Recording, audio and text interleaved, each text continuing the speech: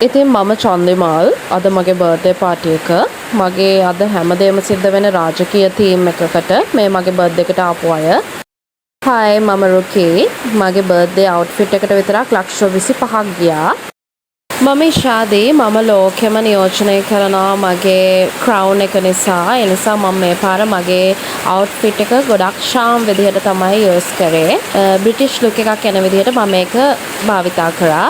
Hi මම ගිය පාර සීජේ කුමරිය මම මේ පාර සිම්පල් විදිහට එන්න හිතුවා. මම මියෝනා මට ගොඩක් කතා කරන්න බෑ Sinhala. This is my outfit. පාර ඩාන්ස් එකෙන් වයිරල් උනේ මම සීජේ කුමරියක් වගේම මම channel එකක අවුරුදු කුමරිය. ඉතින් ඒ නිසා හැමෝටම වඩා වෙනස් විදිහ ඩ්‍රෙස් එකක් මට උවමනා වුණා. ඒකට මම තෝරගත්තේ රෙඩ් කලර් එක. මම හිතනවා මම අනිත් අයට වඩා ලස්සනයි කියලා.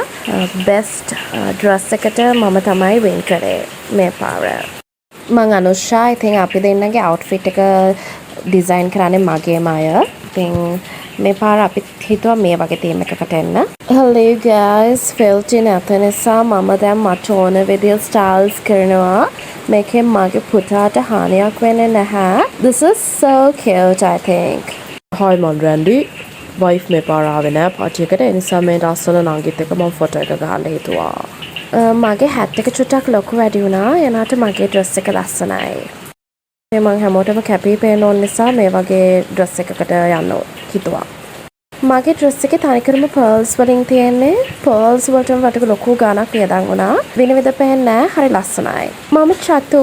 ඉතින් මගේ ක්‍රීම් එක ගැන මම ගොඩාක් ඔයාලත් එක්ක බෙදා ගන්නවානේ යාළුවනේ සැප දුක. ඉතින් අද මම මෙහෙම ආවේ. හැමදාම කොල්ලොන්ට බැලලා ඉඳලා වැඩක් නැහැනේ. ඉතින් කවදා හරි මමත් කොල්ලෙක් සෙට් කරගන්න ඕන නිසා මේ වගේ පිළිවෙලට ඇඳුමකින් මං සීජේ පාටි එකට එන්න හිතුවා. මම ලස්සනයි මං හිතන විදිහට. මගේ ඇඳුමට බැන්නනේ මේ පාර මට ඕන විදිහට ඇඳන් ආවා. මම සාරා බේවර්ධන වෙනසක් කරා.